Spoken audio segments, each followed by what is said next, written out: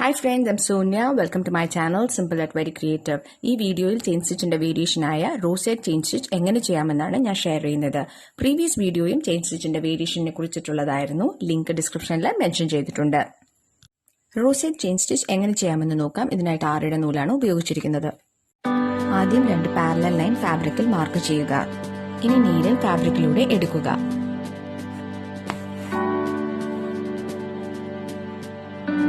കുറച്ച് സ്പേസ് വിട്ടതിന് ശേഷം നീഡിൽ ഫാബ്രിക്കിലൂടെ താഴോട്ട് എടുത്തിട്ട് മുകളിലത്തെ ലൈനിലൂടെ വീഡിയോയിൽ കാണിച്ചിരിക്കുന്നത് പോലെ നീഡിൽ എടുത്ത് ത്രെഡ് നീഡിലിന്റെ മുകളിലൂടെ റാപ്പ് ചെയ്ത് നീഡിൽ പുൾ ചെയ്യുക.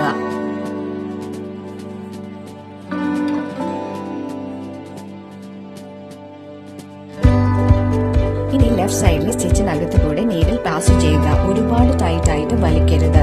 ഇപ്പോൾ ഒരു നോട്ടഡ് ഇഫക്റ്റ് ഉള്ള ലൂപ്പ് ഫോം ചെയ്യും. വീണ്ടും കുറച്ച് സ്പേസ് വിട്ടതിന് ശേഷം നീഡിൽ ഫാബ്രിക്കിലൂടെ താഴോട്ട് എടുത്തിട്ട് മുകളിലത്തെ ലൈനിലൂടെ വീഡിയോയിൽ കാണിച്ചിരിക്കുന്ന പോലെ നീഡിലെടുത്ത് ത്രെഡ് നീഡിലിന്റെ മുകളിലൂടെ റാപ്പ് ചെയ്ത് നീഡിൽ പുൾ ചെയ്യുക.